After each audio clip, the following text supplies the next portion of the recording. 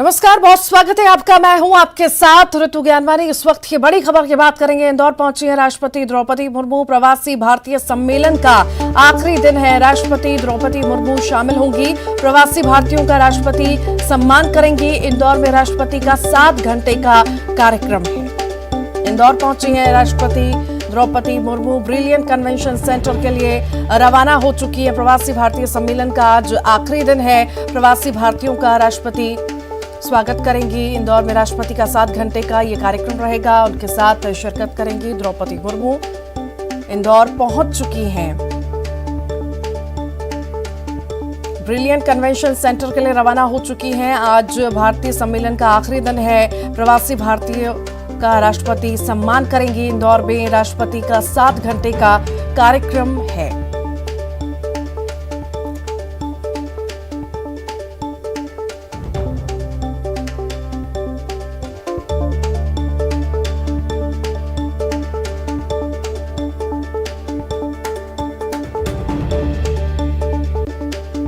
सत्रहवें प्रवासी भारतीय दिवस के तहत इंदौर में 3 दिन का प्रवासी भारतीय सम्मेलन चल रहा है, जिसका आज आखिरी दिन है। राष्ट्रपति द्रौपदी मुर्मू इंदौर पहुंच चुकी हैं। ब्रिलियंट कन्वेंशन सेंटर के लिए रवाना हो चुकी हैं। बता दें, लगभग 7 घंटे का कार्यक्रम उनका रहेगा।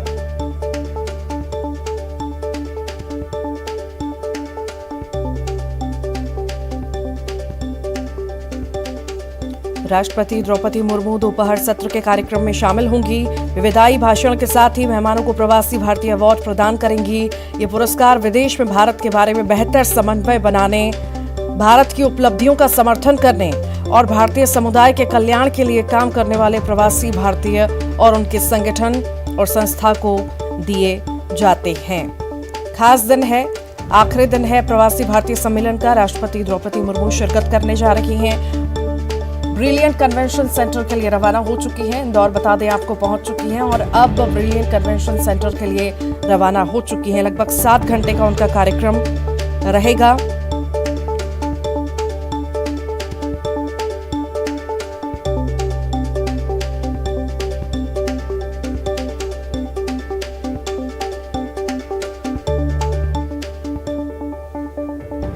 तो 17वें प्रवासी भारतीय दिवस के तहत जो है इंदौर में 3 दिन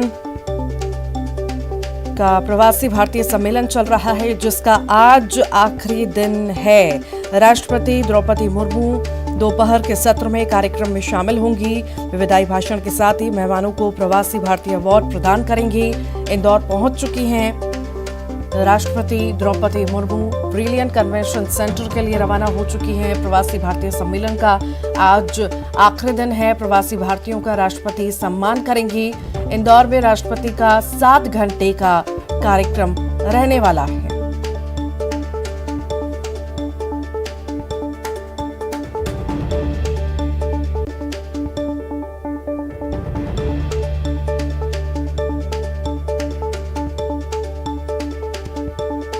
प्रवासी भारतीय दिवस सम्मेलन का आज आखिरी दिन है।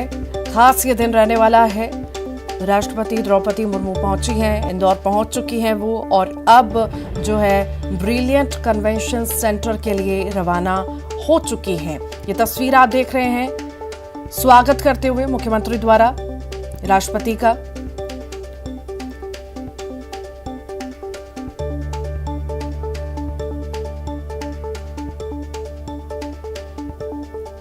और ज्यादा जानकारी के लिए हमारे साथ सहयोगी अनुराग भी जुड़ गए हैं, अरुण भी जुड़ गए हैं।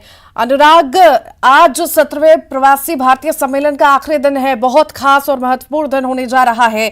आज सम्मान भी राष्ट्रपति द्वारा दिया जाएगा। आखिर कितनी देर में राष्ट्रपति वहां पर पहुंचेंगी और कार्यक्रम कब तक शुरू होगा?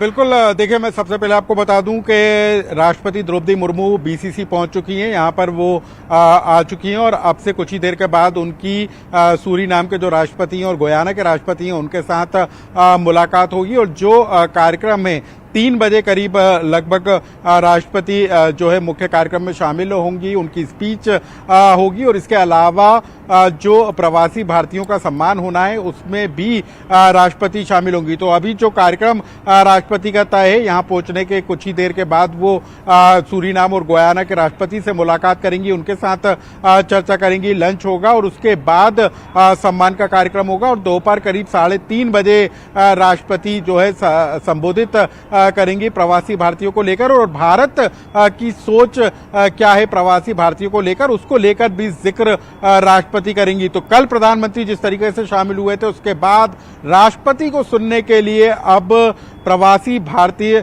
बेसब्री से इंतजार कर रहे हैं। अभी की यदि मैं बात करूं तो शिक्षा के मॉडल को लेकर एक सेशन हुआ है जिसमें केंद्रीय मंत्री धर्मेंद्र प्रधान शामिल हुए हैं, स्किल डेवलपमेंट को लेकर चर्चा हुई है और इसके बाद केंद्रीय वित्त मंत्री निर्मला सीतारमण का भी एक सेशन होने वाला है। महिला सशक्तिकरण और दूसरे मुद्दों को लेकर वो अपने विचार रखेंगी और सीधे प्रवासी भारतीयों के साथ रूबरू होंगी और जो अंतिम कार्यक्रम होगा वो राष्ट्रपति का संबोधन होगा और सम्मान कार्यक्रम होगा और उसके बाद इस 3 दिन का कार्यक्रम का समापन हो जाएगा। लेकिन इन 3 दिनों के अंदर जिस तरीके से प्रवासी भारतीयों से देश के प्रधानमंत्री, राष्ट्रपति मुखातिब हुए हैं और जिस तरीके का संबोधन हुआ है, वो साफ तौर पर इस बात के संकेत दे रहा है कि प्रवासी भारतीयों से सीधे जुड़ने की कोशिश एक तरीके से सरकार की नजर आई है। क्योंकि यहाँ पर हमारी जब प्रवासी भारतीयों से भी चर्चा हुई तो उन्होंने इस बात का जिक्र किया कि विदेश में रहते हुए भी उनको वोट डालने का अधिकार दिया जाना चाहिए। तो यानी कि मतलब साफ है कि बीजेपी चाहती है कि ऐसे लोगों को भी मौका दिया जाए जो विदेश में रह रहे हैं, वोट का इस्तेमाल। आपके पास फिर मैं लौटूंगी, अरुण आपके पास भी लौटूंगी। निर्मला सीतारमण क्या कुछ कह रही हैं, सुनाते हैं दर्शकों को। Meaning by people's participation. So if Jan Bhagidari is the one which is going to play a very big role in keeping the administration alert, nimble, and also to deliver, I think Jan Bhagidari also has a component of the real ambassadors who are before me.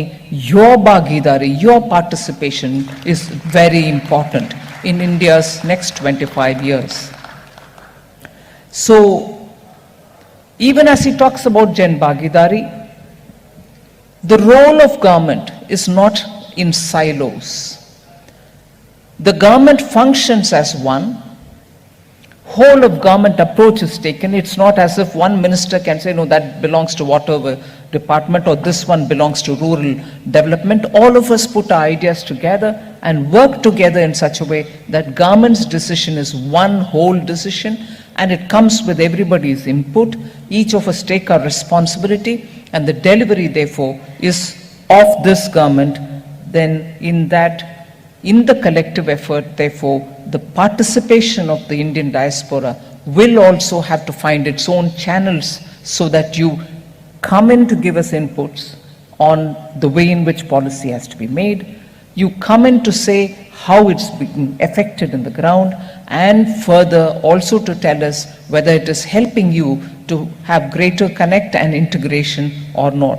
So in a way, it means we expect, and you also would want to feel, that next 25 years, if India has to have a wholesome growth, it needs Indianness everywhere. It also has to have greater standards brought into India's administration.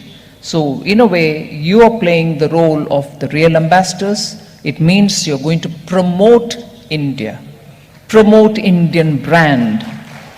And for that brand to be promote-worthy, you're going to give us the inputs to say, please do this, please don't do this.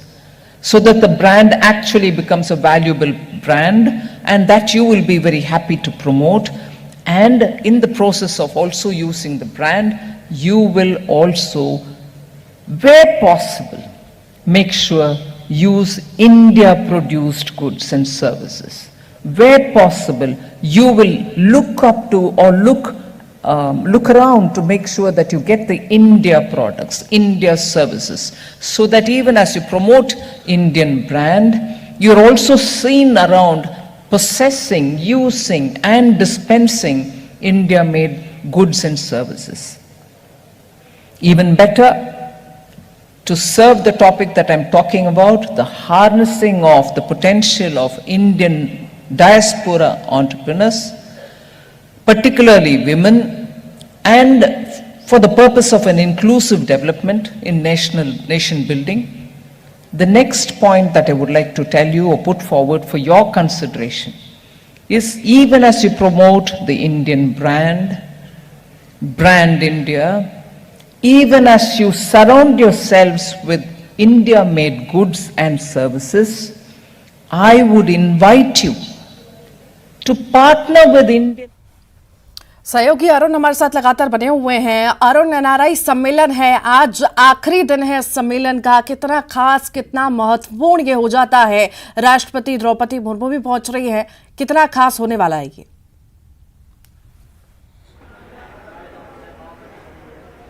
बिल्कुल, देखिए NRI सम्मेलन का आज आखिरी दिन है और राष्ट्रपति द्रौपदी मुर्मू इसका समापन करेंगी। और आज राज्यपाल हैं जो मध्य प्रदेश के मंगू भाई पटेल, उनकी तरफ से प्रवासी भारतीयों को लंच दिया जा रहा है। उसमें राष्ट्रपति द्रौपदी मुर्मू भी शामिल होगी। आपको देखिए दिव्य जो हॉल है, डाइनिंग हॉल है, इसको विशेष तरीके से सजाया गया है। यहाँ पर जो अप्रवासी भारतीय हैं वो यहाँ पर खाना खाएंगे, लंच करेंगे। और ये जो लंच है वो पूरी मंगू भाई पटेल जो राज्यपाल हैं उनकी तरफ से दिया गया है। इस लंच में राष्ट्रपति भी शामिल होंगी। ये जो शेफ हैं राधे भास्करे, इनसे हम बात करते हैं। जी बताइए, कल तो पूरा मोदी आए थे तो गुजराती व्यंजनों से पूरा ये स्टॉल था भरा हुआ, लेकिन आज कौन कौन से व्यंजन हैं?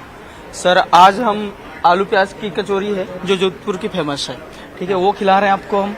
और साबूदाना वड़ा, रामचक्र वड़ा है, साथ में और भी डिशेस है हमारी बहुत सारी। तो आज ये साउथ इंडियन डिशेस भी हैं और राजस्थानी डिशेस भी यहाँ पर दिखाई दे रही है। इसके पनीर चटनार भी साउथ इंडियन डिश है। और जैसे आप देख रहे हैं इधर नरगिसी कोफ्ता हम इसलिए इसको बोलते हैं कि ये नरगिस बोले तो आंख का शेप होता है, इसलिए इसको नरगिसी कोफ्ता नाम दिया गया है। और एक घी रोस्ट है, घी रोस्ट वेजिटेबल को घी में रोस्ट करते हैं, फिर उसके बाद में इसको प्रिपेयर किए। ये क्या चीज है? ये जो दाल है क्या? सर, ये गुट्टी वेंकिया गुट्टी वेंकिया ये है कि ये साउथ आंध्रा में बहुत फेमस है। बैंगन को गुट्टी वेंकिया बोलते हैं, तो हम साउथ से भी ये चीज यहाँ पे ये आंध्र प्रदेश में बहुत फेमस चीज है। बिल्कुल जी। ये अच्छा, अब इंदौरी टेस्ट भी आ गया है जो सेव नमकीन जो जी है। बिल्कुल, इंदौरी टेस्ट भी है, नमकीन हम खिला रहे हैं साथ में।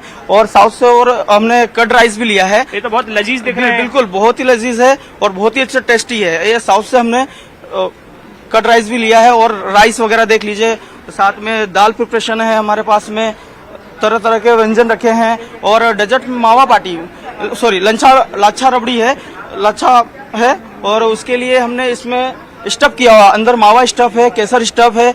और आप सेवैया पायसम देखिए, सेवैया पायसम भी है अपना साउथ की डिश है। और हमने मूंग दाल का हलवा भी रखा जी, सेवैया पायसम और मूंग दाल हलवा है। साउथ की डिश है जी बिल्कुल। इसमें क्या दूध से बनती है? जी बिल्कुल, दूध से है, खीर है एक तरह की। ये मूंग का हलवा है, तो आम चीज है। जी बिल्कुल, हमारे इंदौर में भी बहुत लाइक करते हैं लोग मूंग। आइसक्रीम से भी है, आइसक्रीम भी है। कुछ हमारे पास में गजक भी है। गजक देखिए आप, ड्राई फ्रूट गजक है, तिल गजक है, वैरायटी गजक बहुत सारी हमने गेस्ट बहुत लाइक कर रहे हैं। जो हमारे बाहर के गेस्ट हैं बहुत खाने को स्वाद अभी ठंड का सीजन है इसलिए गुड़ भी ज्यादा पसंद कर रहे हैं। ये अलग चीज की आज दिख रही है, ये चॉकलेट वैरायटी में है गजक। और हम सैलेड काउंटर के लिए बात करेंगे तो हमने हेल्दी फूड के लिए सैलेड काउंटर भी रखा हुआ है। और साउथ से हमने रसम वड़ा भी लिया है। रसम वड़ा क्या होता है? रसम वड़ा है, ये एक प्रकार का साउथ इंडियन सूप है ये, तो हम वो भी आपको दिखाएंगे। और जैसे कि अभी हम बात करें कि हमारे पास सैलेड काउंटर में है, और सैलेड काउंटर में हमने साउथ से भी सैलेड लिए हैं। अच्छा, ये सलाद है, कोसम्बीर सलाद, क्या है? कोसम्बीर सलाद है सर। अच्छा। कोसम्बीर सलाद है, ये भी साउथ की डिश है। इसमें कोकोनट लच्छा द्वारा गार्निश किया है और मसाले प्रिपेयर किए गए हमारे शेफ लोगों द्वारा जी। और जैसे मैंने आपको साउथ के लिए बताया था कि ये गेहूं की राब, ये हमारे शेफ ने बनाई है। गेहूं की राब है, ये भी ठंड के हिसाब से बहुत अच्छी होती है। गेहूं की राब कैसे बनती है सर? ये गेहूं की राब, गेहूं गेहूं से पीस के नहीं, इसमें छाछ द्वारा निर्मित करते हैं हम इसको। अच्छा अच्छा, ये क्या रसम बड़ा? अच्छा, रसम बड़ा, की ये आप- साउथ इंडियन ये सूप साउथ है। जी, में बिल्कुल। काफी पसंद किया जी, जाता है बिल्कुल। ये साउथ की डिश है रसम बड़ा। जी बिल्कुल सर। और जैसे हमें आज क्या मोदी निर्मला जी ने- सीतारमण भी है यहाँ जी, पर, बिल्कुल। धर्मेंद्र प्रधान भी है, ज्योतिरादित्य सिंधिया भी है, जी बिल्कुल।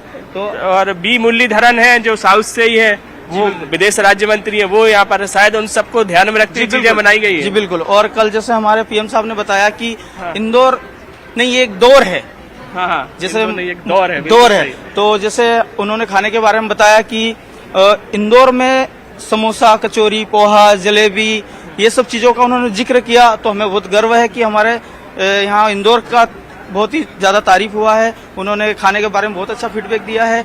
और जो एक बार चख ले वो पीछे मुड़ के नहीं देखता। जो उन्होंने ये बातें बोली है बहुत अच्छा लगा हमें इंदौर वासियों के लिए, और खाना बहुत अच्छा बताया। बस ये हमारे लिए बहुत गर्व की बात है। सूप कौन से हैं आज? गेहूं की राब बताया था सर मैंने आपको। अच्छा अच्छा, ये सूप में है। हाँ। ओह अच्छा, और और रसम बड़ा। अच्छा, तो स्टार्टर है ये? Soup soup. अच्छा, सूप स्टार्टर है। में आपको बताया था मैंने। हाँ, ये सारे स्टार्टर्स हैं। जी जी बिल्कुल। तो देखिए तमाम चीजें हैं, खास तौर से नॉर्थ इंडियन के अलावा साउथ इंडियन डिशेस यहाँ पर दिखाई दे रहे हैं, राजस्थानी डिशेस यहाँ पर दिखाई दे रही हैं, और जो इंदौर के व्यंजन हैं वो भी आज हैं। और आज जो है राष्ट्रपति और राज्यपाल की ओर से ये लंच दिया जा रहा है, इसलिए ये कुछ खास लंच यहाँ पर दिखाई दे रहा है। और सैफ ने जैसे कि बाकी सारी तो चीजों मेहमान के नवाजी के लिए पूरी तरह तैयारियां कर ली गई हैं। द्रौपदी मुर्मू भी पहुंची हैं। खास ये कार्यक्रम रहने वाला है, आज का आखिरी दिन है।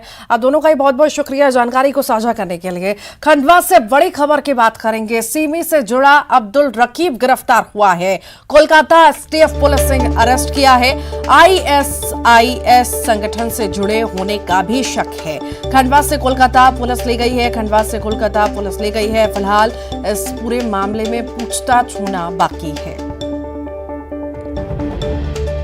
सीमी से जुड़ा अब्दुल रकीब गिरफ्तार हुआ है। वेस्ट बंगाल एसटीएफ ने एक प्रकरण क्रमांक 1/23 धारा 121, 121A, 122, 123 और 120B आईपीसी के अंतर्गत मामला दर्ज किया था, जिसमें 2 आरोपियों को वहां पे गिरफ्तार किया था, जिसकी विवेचना उपरांत उन्होंने अब्दुल रकीब कुरैशी पिता अब्दुल वकील जो खंडवा का है उसको भी इसमें आरोपी बनाया था, और जिसकी गिरफ्तारी के लिए कल वो आए थे। खंडवा पुलिस से उन्होंने मदद मांगी थी, जिसमें खंडवा पुलिस ने टीम बना के और उनकी मदद करके उसको गिरफ्तार किया और गिरफ्तार करके दिया गया उसको। और इसमें फिर उन्होंने इसको अग्रिम विवेचना के लिए प्रॉपर रिमांड के साथ यहाँ से कोलकाता ले जा रहे हैं। सर किस तरह का मामला है और पुलिस यहाँ कैसे पहुंची? ये जैसा बताया, ये धारा 121, 121 है। ये देश की सरकार के विरुद्ध युद्ध जैसा मामला होता है, तो एक गंभीर उसमें धाराओं में अपराध है, और जिसमें इसको सह आरोपी बनाया गया है। सर जो युवक पकड़ा है उसका प्रोफाइल क्या है? इसका पूर्व में 3 इसके विरुद्ध अपराध हो चुके हैं, जिसमें अपराध दर्ज हैं, जिसमें तीनों में इसको सजा सुनाई गई थी। उसमें 2 अपराध इसमें यूएपीए की धाराओं में दर्ज थे, सिमी से भी संबंधित था, और ये 2 अपराधों में सजा काट चुका है। एक अपराध जिसमें सजा चल रही थी उसमें इसको जमानत पे रिहा हुआ था 2019 में। और ज्यादा जानकारी के लिए हरेंद्र नाथ ठाकुर हमारे साथ जुड़ गए। हरेंद्र, सिमी से जुड़ा अब्दुल रकीब गिरफ्तार हुआ है, क्या ज्यादा जानकारी इस मामले में?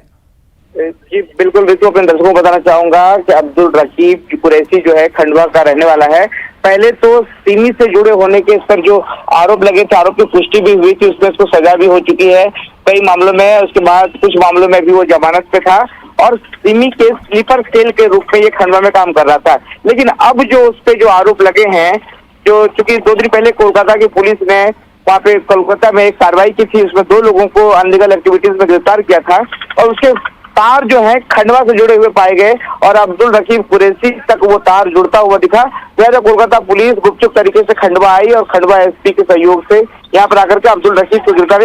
बताया जा रहा है कि ये आईएसआईएस से भी जुड़े होने की बात आ रही है सामने, और जो देश के ये सोशल मीडिया पर इनका एक अपना कोई सोशल मीडिया था, उस पर ये गलत तरह की टिप्पणी किया करता था, और जो हरकतें थी उस पर पुलिस वॉच कर रही थी लगातार 2019 से ये जमानत पे था, और जब से जमानत पे था तब से इस पर खुफिया विभाग इस पर निगाह बनाए हुए था। इसके और कई लोग हैं जो सामने आ सकते हैं। फिलहाल इन मामलों में पुलिस कुछ बोल नहीं रही है ज्यादा, लेकिन जो कार्रवाई है वो बंगाल पुलिस कर रही है। रितु, बहुत बहुत शुक्रिया। और आइए अब कुछ खबरें देखेंगे सुपरफास्ट अंदाज में। इंदौर में आयोजित प्रवासी भारतीय सम्मेलन का आज आखिरी दिन। राष्ट्रपति द्रौपदी मुर्मू पहुंची इंदौर। सम्मेलन में शामिल मेहमानों का करेंगी सम्मान। सीएम शिवराज सिंह चौहान पहुंचे नमो ग्लोबल पार्क। प्रवासी भारतीयों के साथ किया पौधारोपण। सीएम ने लगाया रुद्राक्ष का पौधा। इंदौर में आयोजित भारतीय प्रवासी सम्मेलन में आज राष्ट्रपति द्रौपदी मुर्मू करेंगी शिरकत। महामहिम के आगमन से पहले धर्मेंद्र प्रधान और नरोत्तम मिश्रा पहुंचे आयोजन स्थल। तैयारियों का लिया जायजा। सम्मेलन के आखिरी दिन दिखा प्रवासी भारतीयों का जोश। देशभक्ति से ओतप्रोत गीत गाए भारत वापस लौटने की जताई इच्छा। बुरहानपुर के रहने वाले अमित लाठ आज होंगे सम्मानित। इंदौर के प्रवासी भारतीय सम्मेलन में दिया जाएगा सम्मान। विदेशों में लॉजिस्टिक हब और टेक्सटाइल में हासिल किया मुकाम। इंदौर में चल रहे प्रवासी सम्मेलन में डेलीगेट्स के लिए योगा सेशन की विशेष सुविधा व्यवस्था को डेलीगेट्स काफी देखकर हुए खुश। 2023 विधानसभा चुनाव की तैयारियों में जुटे बीजेपी अपने मीडिया विभाग को देगा ट्रेनिंग। रायसेन में 10 जनवरी को होगा ट्रेनिंग सेशन। भोपाल में अनुसूचित जाति के सम्मेलन का आयोजन। चुनाव के पहले समाज को साधने में जुटी कांग्रेस। सम्मेलन में पीसीसी चीफ कमलनाथ शामिल। इंदौर शहर नहीं एक दौर है। प्रवासी भारतीय सम्मेलन में बोले पीएम मोदी। कहा स्वच्छता के साथ स्वाद की भी राजधानी। प्रवासी भारतीयों को बताया राष्ट्रदूत। पधारो मारे घर अभियान के तहत ठहराए गए अतिथियों से सीएम ने किया संवाद। 15 देशों से आए 30 एनआरआई से की मुलाकात। मेहमानों ने साझा किए अनुभव। और इस वक्त सीधी लाइव तस्वीरें आपको दिखाते हैं। सीएम भूपेश बघेल क्या कुछ कह रहे हैं, सुनिए। तो सर ये प्रगति थी सर GNY के अंतर्गत जो कार्रवाई जो प्रोग्रेस है सर मेरा आग्रह है सर माननीय मुख्यमंत्री जी से कि बटन दबाकर पशुपालकों को और SHG को राशि वितरण करने का कष्ट करें।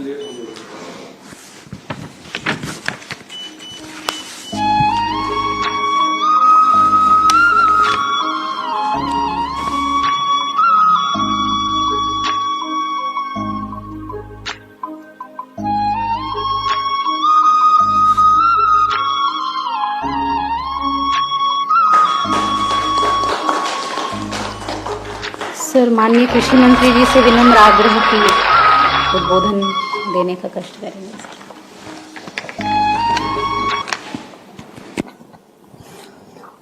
हमारे बहुत ही सम्माननीय मुख्यमंत्री श्री भूपेश बघेल जी, सम्माननीय गिरीश भैया, आदरणीय प्रदीप जी, सम्माननीय CS साहब, APC साहब, तुलिका मैडम, आदरणीय साथियों, बहुत ही सौभाग्य की बात है कि अब हमारा ये मिशन गोधन न्याय का लगभग पूर्णता की ओर जा रहा है।